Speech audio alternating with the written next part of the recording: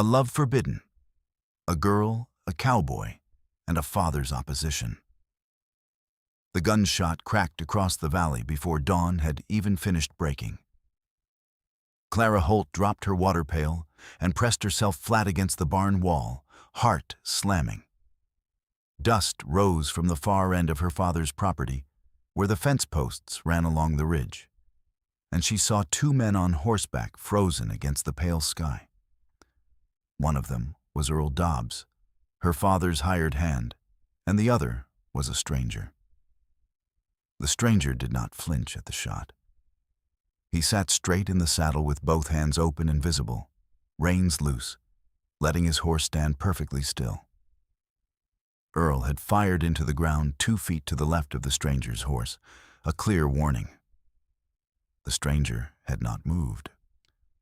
Clara watched from the shadow of the barn. The stranger was tall in the saddle, wearing a dust-gray trail coat that had seen 1,000 hard miles. His hat was pulled low, but she could see the line of his jaw, sharp and unhurried. He said something she could not hear. Earl lowered his rifle halfway, then all the way. She found out his name at noon. Her father, Cole Holt, came in for lunch with his jaw set the way it always was when something had gone wrong with the land or with men. He sat down hard at the table, and Clara set his plate in front of him without a word. Her younger brother Pete was already eating, kicking his boots against the chair legs. Her father said the stranger's name was Wade Callum. He was passing through from Laredo, he had said, looking for work. Earl had stopped him at the north fence line because he had crossed the property rather than gone around it. The Wade Callum had apologized plain and simple and asked if there was day work available. Cole had turned him away. Clara did not ask any questions. She had learned years ago that asking questions when her father's jaw was set like that only made the set tighter. But she had seen something Earl had not. When the stranger sat still under that warning shot with his hands open and his horse calm, he had looked down at the ground where the dirt had scattered from the shot and then slowly back up at the man holding the rifle.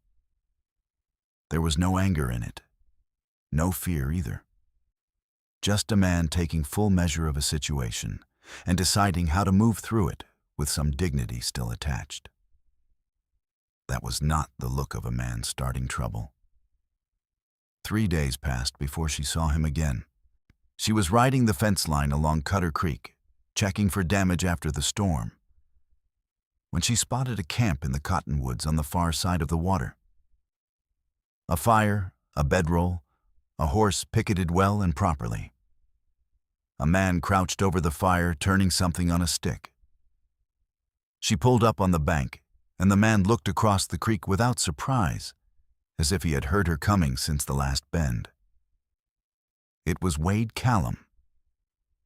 He stood up slowly and touched the brim of his hat. He said good morning. She said nothing for a moment because she was deciding whether to turn around. She decided against it. She told him this was Holt land on both sides of the creek for another half-mile south. He said he knew that. He had camped on the eastern edge to be respectful of it. She told him her father did not want strangers on the property. He said he understood that too. She asked him why he had not moved on. He looked at her directly then, not rude, not forward, just straight. He said there was a man in the town of Reyes who owed him 6 months of wages, and until that man paid or admitted he was not going to pay, Wade Callum had no road money to move on with. Clara knew the town of Reyes. She knew exactly the kind of men who hired drifters and then found reasons not to pay them when the work was done. She said nothing else. She turned her horse and rode back along the fence line and finished her inspection and went home. At dinner, her father talked about the South herd and the price of feed and the letter he had received from her uncle in Abilene. She listened and passed the bread and kept her face calm and ordinary. She had left a wrapped bundle of cornbread and dried beef wedged in the fork of a cottonwood at the creek bank. She did not think too hard about why she had done it. The following morning, the bundle was gone, and in its place was a small piece of leather, cut in the rough shape of a hawk. Edges smoothed, a single hole punched through the top as if meant to hang on something. No note, nothing written, just the small, carved shape sitting in the fork of the tree. Clara turned it over in her palm in the early light. The work on it was careful and patient. Whoever had cut it had taken their time. She put it in her coat pocket and did not take it out again for the rest of that day. But she was aware of it there the entire time, light as nothing, heavier than it had any right to be. Her father noticed nothing. Her brother Pete noticed nothing. The leather hawk sat in her pocket through chores and supper and evening, and when she finally set it on her windowsill that night, she looked at it for a long moment before she blew out the lamp. Outside, Cutter Creek moved over its stones in the dark, and somewhere in the cottonwoods, a fire had probably burned down to coals by now. She told herself this was not the beginning of anything. She was wrong about that, in a way that would cost her something before it gave her anything back. And she would not fully understand that until much later. When the cost had already been paid, and the giving had already begun, and there was no clean line left between the two. The second week brought rain that turned the Holt Ranch roads to slow mud, and Clara's father kept everyone working close to the buildings. Well, she mucked stalls and repaired tack and helped her brother Pete seal the gap in the smokehouse roof where water had been coming through. Her father watched the sky from the porch with the expression of a man who had trusted weather before and regretted it. She did not get to the creek for 4 days. On the 5th day, the rain broke and the sun came out flat and white over the wet land. She saddled her horse before anyone was up and told Pete at the door that she was checking the south fence posts for washout. He nodded without looking up from his breakfast. The creek had risen and settled and left a line of debris along both banks. She rode through it slowly, watching the ground, genuinely checking posts because she had told Pete she would. The Holt fence lines mattered. She was not the kind of person who lied unless the lie was mostly true. When she reached the cottonwoods, his camp was still there. Wade Callum was awake and seated on a flat rock mending a bridle strap. He looked up when she crossed the water and waited while she dismounted, which she had not planned to do. Her feet just hit the ground, and she stood there holding her reins, and he kept working on the bridle and let her decide what she wanted to say. She asked if he had stayed through the whole rain. He said he had. She said that was a hard 4 days in wet country. He said he had been in worse. She believed him. The trail coat had the kind of creases in it that weather puts in things, not wear. She asked about the man in Reyes. Wade set the bridle down on his knee. He said the man's name was Hector Crane. Then Crane ran the largest cattle operation in the county south of there. And Wade had worked a full drive for him from spring through August. And when they reached the pens and the money came in, Crane had told him there were deductions for the horse feed and the supply costs and the bunkhouse use, and by the time Crane was done calculating, he owed Wade $11 for 6 months of work. Clara looked at him. Wade said he had told Crane that was not the agreement. Crane had smiled and told him to take $11 or take nothing, and either way to get off the property before dark. She said that was a criminal thing to do. He said yes. He said he had gone to the sheriff in Reyes, who was Crane's brother-in-law, and the sheriff had told him contracts between working men and employers were private matters. She had nothing to say to that, because there was nothing to say. She knew how the machinery of that kind of county worked. She had grown up close enough to one to understand its gears. She asked what he was going to do. He said he was going to wait until Crane came through this part of the valley, which he did twice a month on his way to the cattle broker in Dalton. and Wade was going to have one more conversation with him. A different kind of conversation than the first one. Clara looked at him steadily. She asked if that different kind of conversation was going to end with someone getting hurt. Wade met her eyes. He said not if Crane was reasonable. She said Crane was not going to be reasonable. He said no, probably not. She told him she was not going to be part of helping a man get himself killed over $11. He said $11 was not the point. The point was the $11. She understood the difference, or she did not. She understood the difference. She tied her horse to a low branch and sat on the other end of his flat rock, which was a thing she had not meant to do. And they sat there in the thin winter sun, and she asked him where he was from originally. And he told her east of Uvalde. And she said she had a cousin in Uvalde. And he said it was a decent town if you kept away from the riverbank on Fridays. And she laughed before she could stop herself. Not a polite laugh, but the real kind. And she could tell by the way the corner of his mouth moved that the sound of it surprised him a little. They talked for an hour. She did not tell him her name until she was back on her horse and about to ride. And even then she only said Clara, not Clara Holt, though she was nearly certain he already knew it. He touched his hat and said it was a good name. She rode home along the south fence line and checked every post as she had promised Pete she would. And 3 of them needed resetting, and she made a note of which ones and brought the information home and gave it to her father at supper in full detail. Her father said he would send Earl out tomorrow. Her father looked at her across the table for a moment with the particular attention he sometimes turned on her when he was trying to read something she had not said. She held his gaze and asked if he wanted more coffee. He looked away. She poured.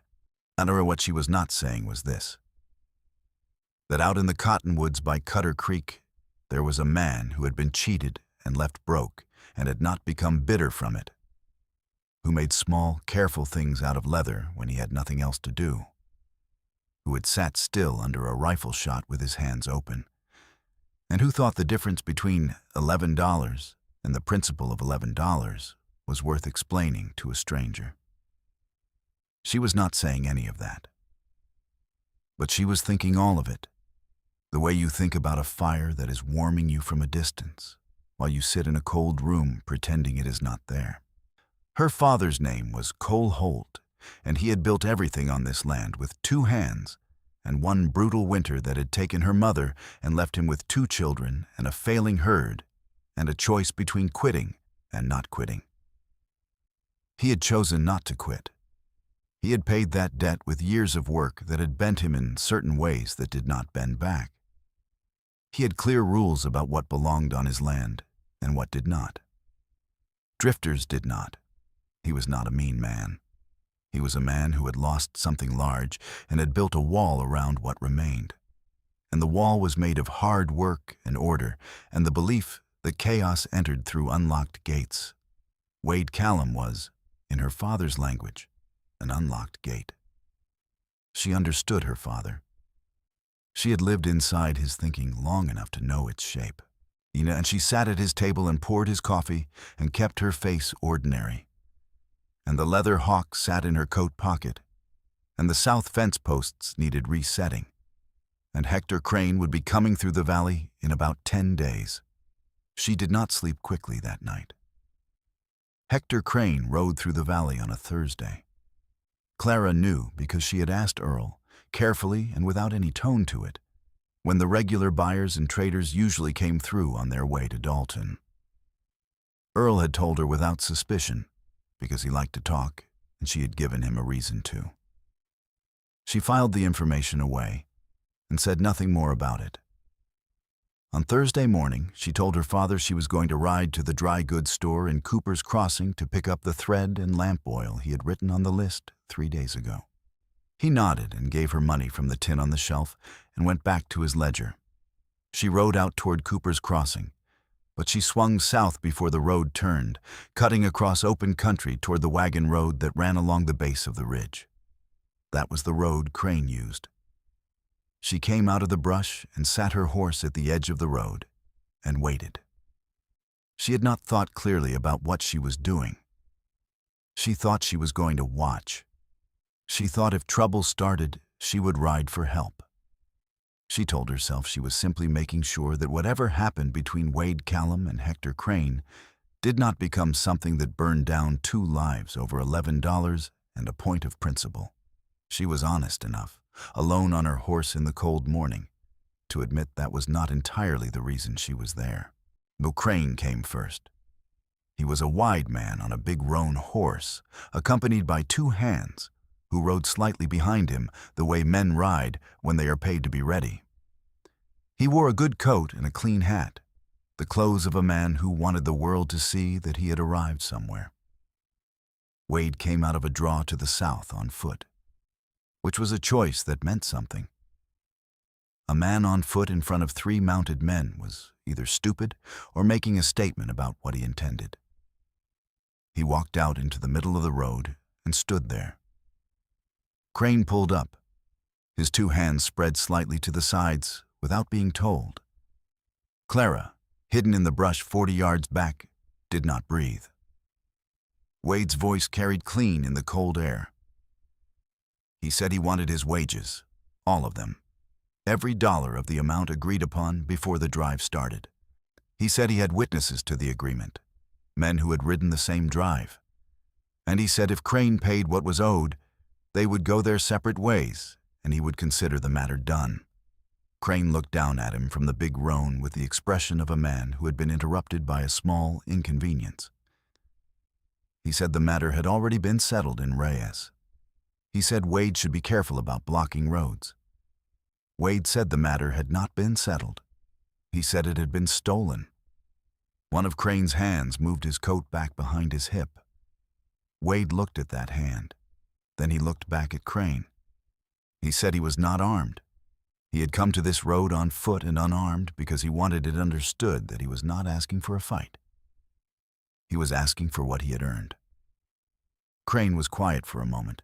Aunt Clara could not see his face from her angle, only the set of his shoulders.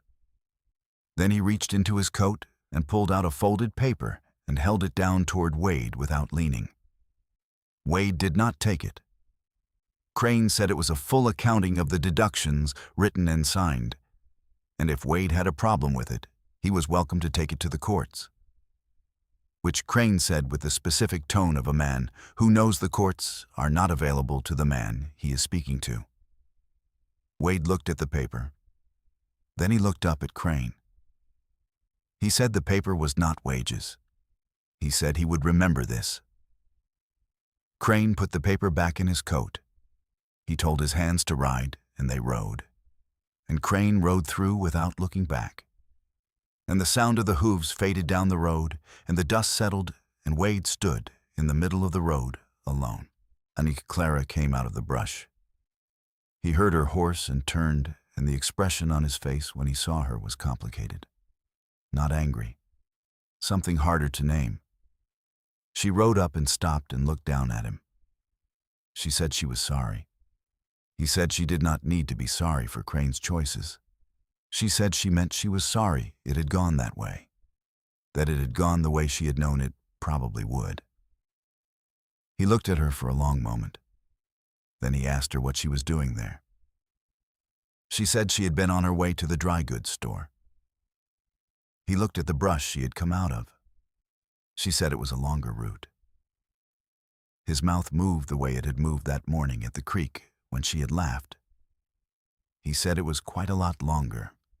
She came down off her horse and stood in the road with him, and the cold morning sat around them, and neither of them spoke for a while. Which was not uncomfortable in the way silence usually is between people who do not know each other well. It was the other kind. She said his name out loud for the first time. She said, "Wade, you cannot stay in those cottonwoods through winter." He said he was aware of that. She said there was a job open at her father's ranch, a real job, not day work. Earl had told her 2 weeks ago that they needed another hand for the winter feeding season, for the heavy work when the snow came. Wade looked at her. He said her father had already turned him away once. She said she knew that. He said her father was not going to hire a stranger he had already sent off. She said she was going to ask him. Aunt Wade was quiet.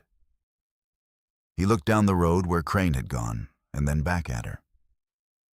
He said asking her father was going to cost her something. She said she supposed it would. He said she did not have to do that. She said she knew that too. She got back on her horse and rode to Cooper's Crossing and bought the thread and the lamp oil, exactly as she had told her father she would. And she rode home in the early afternoon and put the goods on the kitchen table and told her father there was something she wanted to discuss with him. His jaw began to set before she had finished the first sentence. Cole Holt listened to his daughter without interrupting, which was one of the things he had always done that she respected. He let her say the full thing before he said anything back. She told him there was a man camped at Cutter Creek who had been cheated out of his wages by Hector Crane, who needed work, who had conducted himself with respect on Holt property, and who she believed would be a hard and reliable hand through the winter season. Her father was quiet when she finished. Then he asked her how she knew this man. She said she had spoken with him at the creek while checking the fence line. He asked how many times. She said more than once. Cole stood up from the table and walked to the window and looked out at his land for a long time. She had seen him do this before. It was the way he thought through things that required weight. He turned around and told her no, for he said the man was a drifter, and drifters did not stay, and drifters did not work hard enough to justify the trouble of their leaving when they went. He said a man who could not hold a job was not a man he wanted in his operation. He said this had nothing to do with who she was or what she wanted, and everything to do with what he had built here and how he intended to keep it. Clara said Wade had not failed to hold a job. He had been robbed by the man who had employed him. Cole said that was a convenient story for a man with no money and no references. She said she believed it.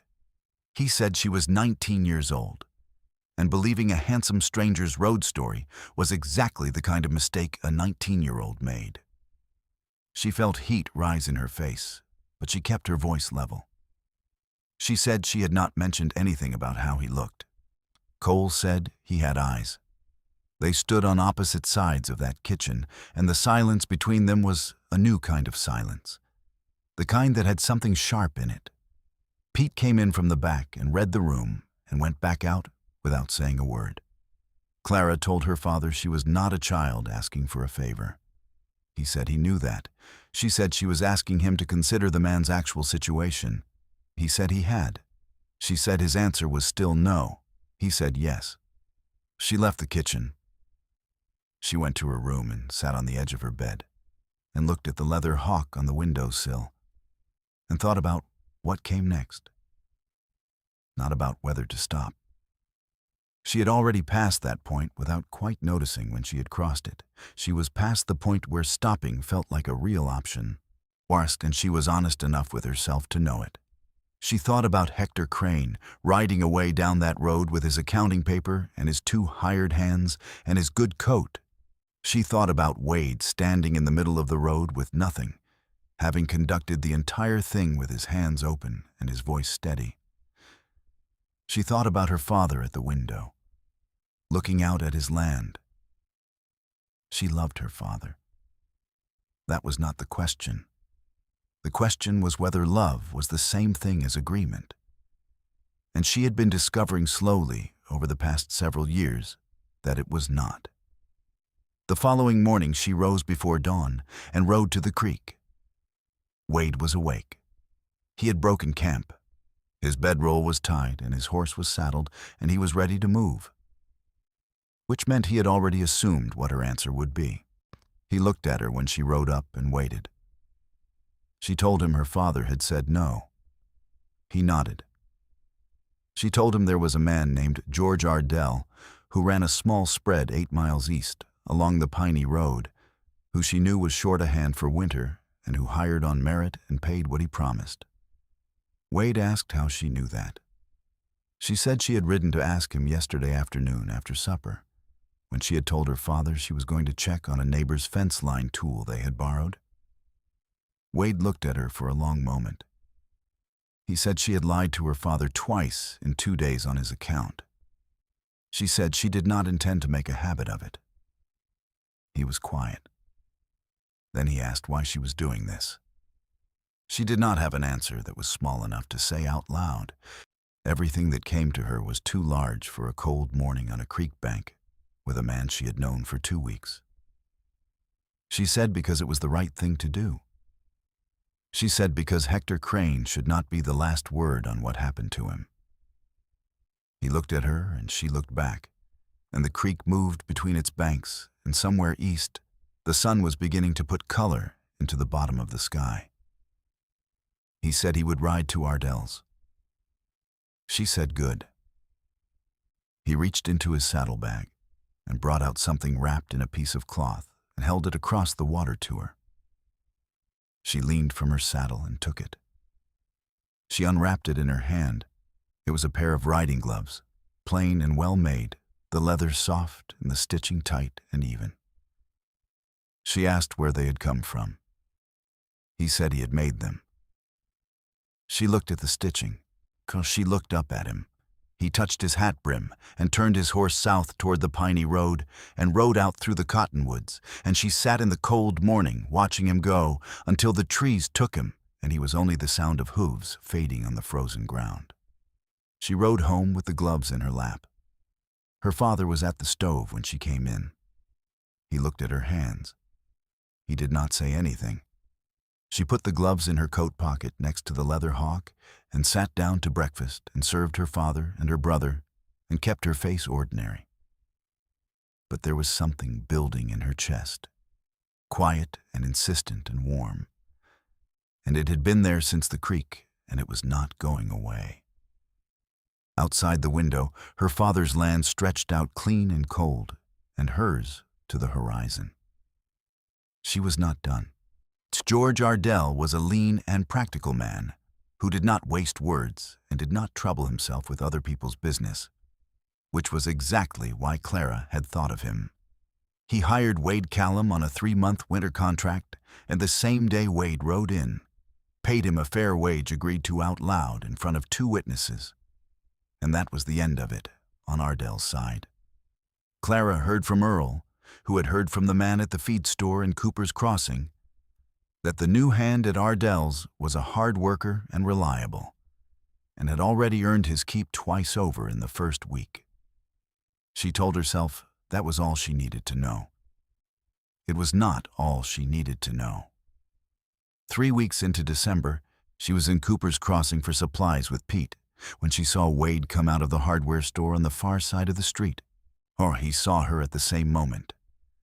Pete was haggling over seed prices inside with his back turned and could not have seen a thing, and Clara knew it.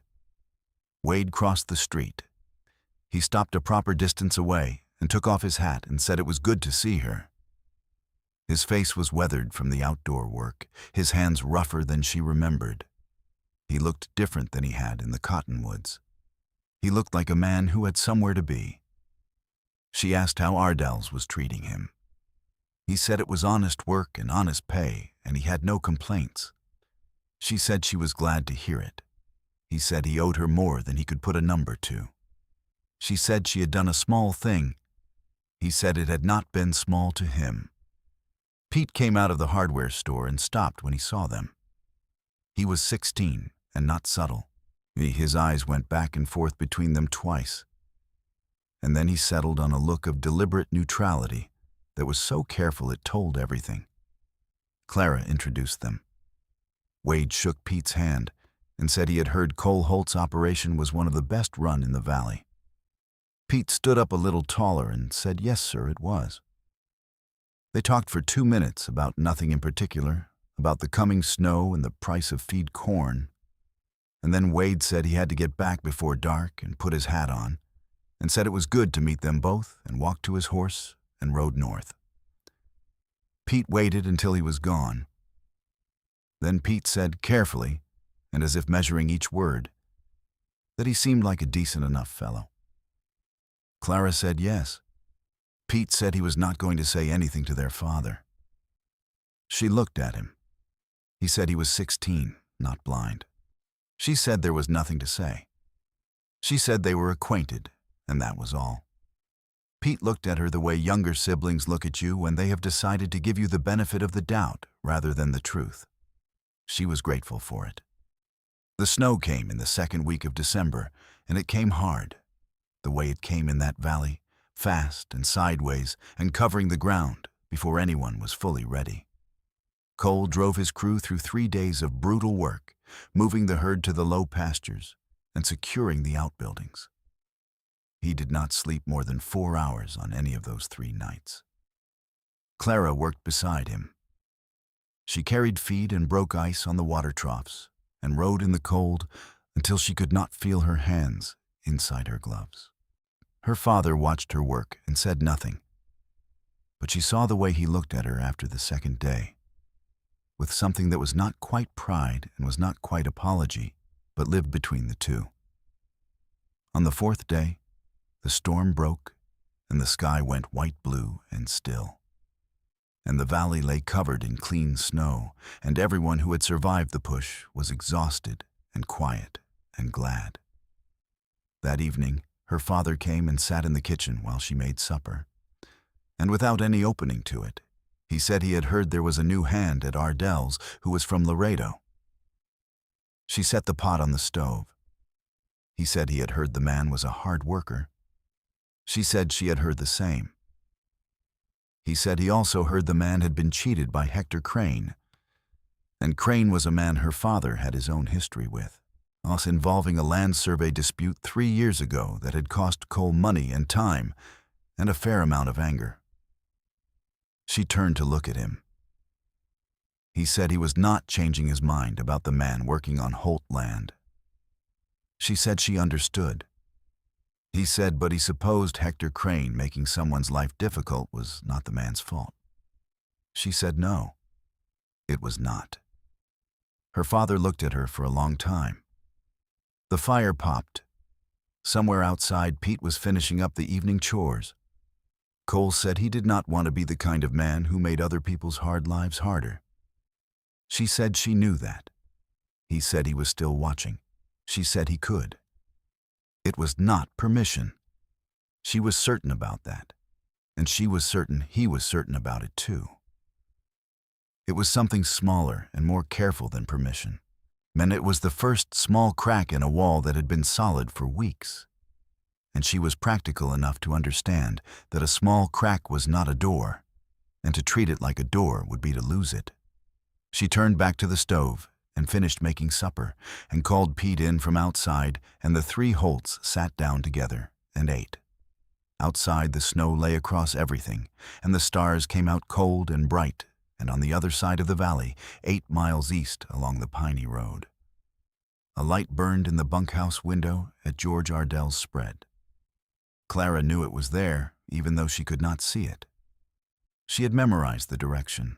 On a Saturday in late December, she rode to Ardell's on a clear morning with a reason she had prepared carefully.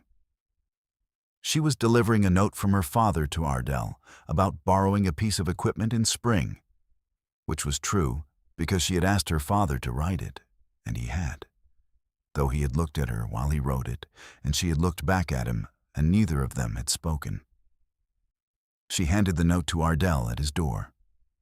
He read it and said he would think it over. She said thank you and turned to go.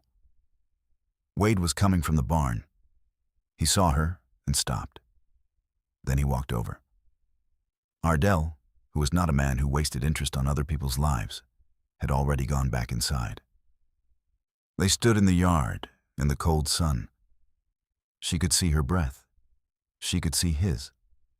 She told him she had something for him, and she reached into her coat and brought out a small bundle wrapped in brown paper and held it out. He took it and opened it. Inside was a jar of the preserves she had made in October, and a pair of thick wool socks her hands had knitted through the long December nights, while her father sat in the other chair reading, and her brother Pete played checkers against himself, and the fire burned, and the Holt house held them all in its ordinary warmth. He looked at what was in his hands for a moment. Then he looked up at her and said her name. Just that. Just Clara. The way you say a word when it has stopped being a word and become something else. And the winter air between them did something that winter air does not usually do. And she did not look away. And he did not either. And in the space between them was the smallest it had ever been, without either of them having moved a single step. Her father was watching, she reminded herself. Not today. Not here. But in the way he always watched, from inside whatever she brought home, and said and did not say. He was present in the careful way she was standing. In the distance she kept. In the part of her that was his daughter and knew what that meant and did not pretend otherwise. She said she hoped the winter was treating him well. He said it was treating him better than he had expected. She said she was glad. She rode home. January was coming. The valley would get harder before it got easier. Her father's wall had a crack in it. Wade Callum had work and wages and a direction.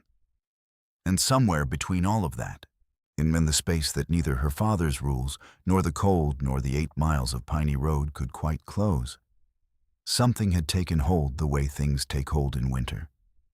Quietly and deep, well below the frost line where it was too far down to freeze. She was not done. She had barely started. January came with its teeth out. The snow on the valley floor turned to ice, and the ice turned the ranch work mean. Clara's hands cracked and bled under the gloves. Her father moved slower in the mornings, and she noticed it and said nothing because he would not want her to notice it. Pete grew 2 inches in 3 weeks, or seemed to, and ate everything in the kitchen twice. The Holt Ranch survived January the way it always did, by being stubborn and practical and refusing to let the cold have the final word. In the 3rd week of January, Earl got a kick from a nervous horse and broke 2 fingers and could not work for 10 days. Cole needed help.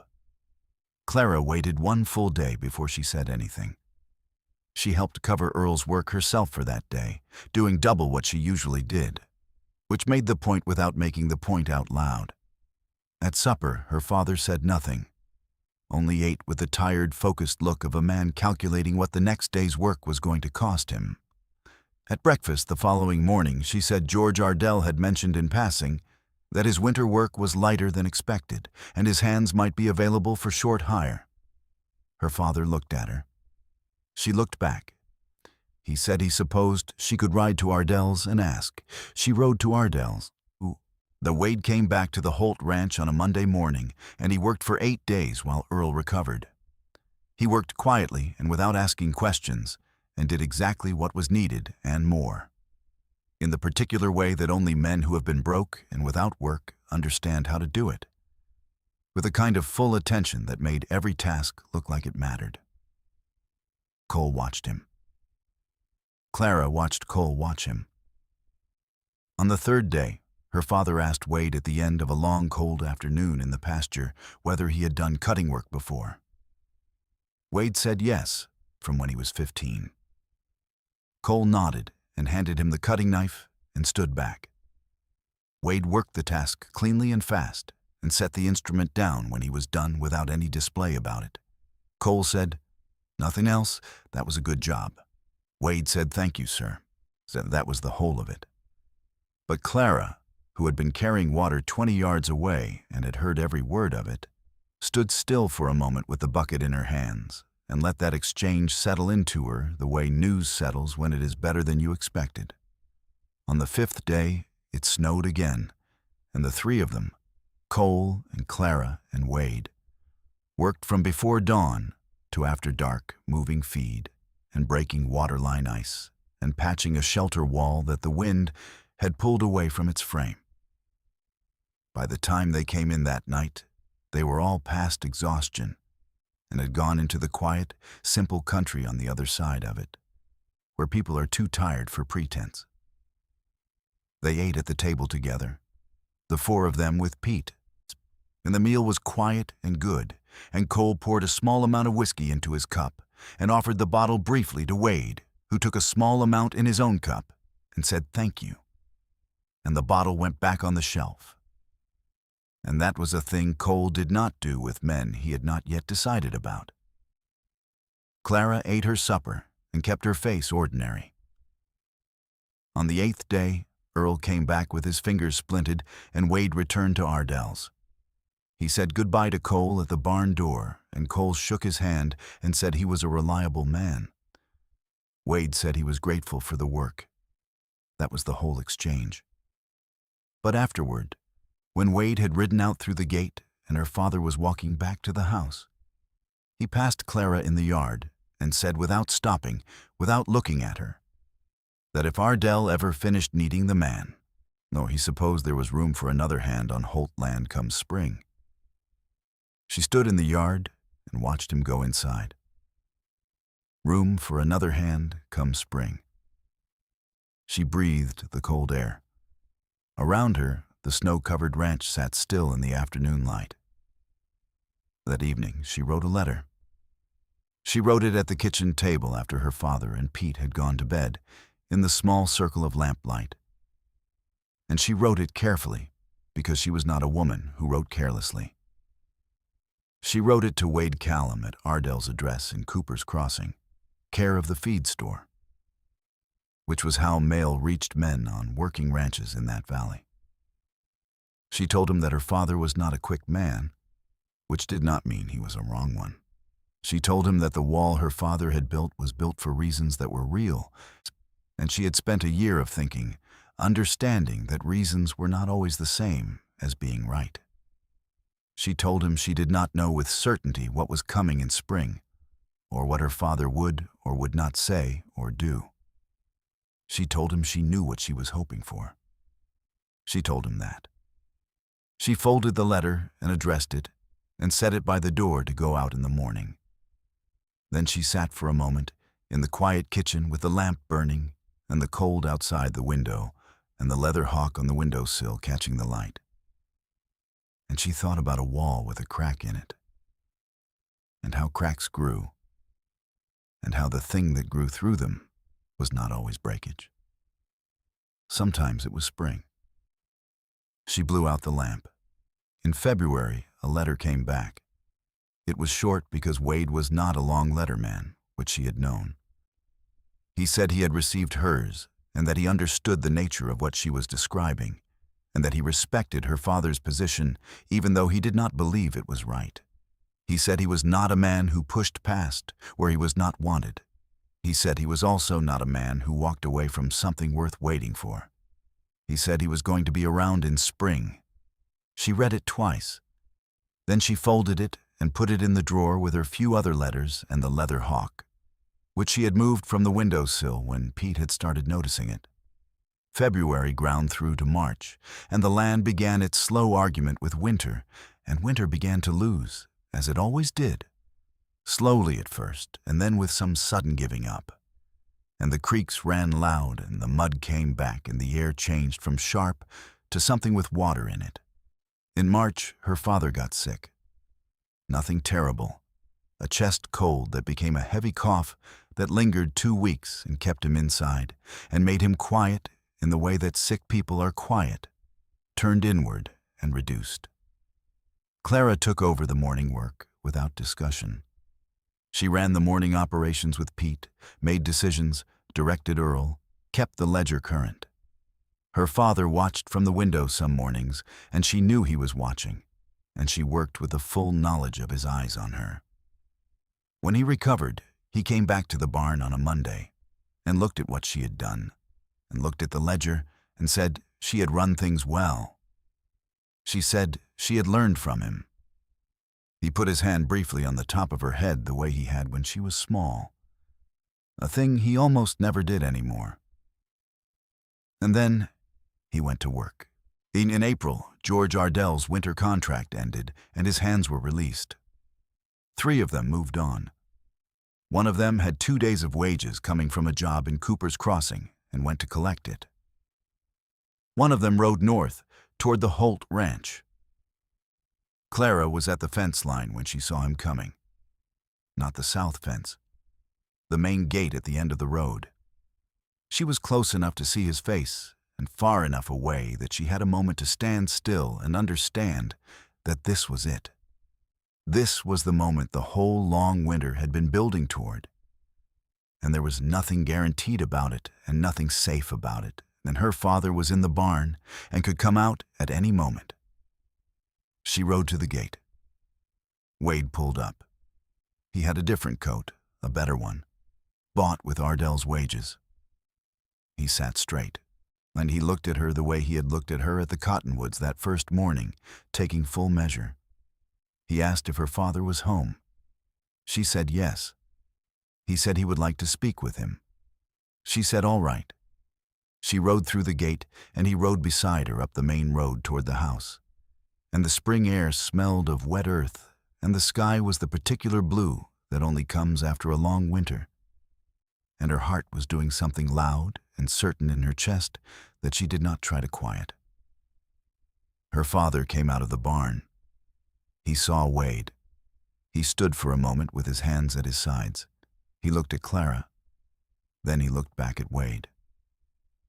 Wade dismounted and held his hat in both hands and said, "Good morning, Mr. Holt." He said he had come to ask permission to court his daughter, if she was willing, thus and to offer his services to the ranch on fair terms if there was work to be had, and that he understood if the answer to one or both of those questions was no, but that he had come to ask them straight rather than go around them. The yard was quiet.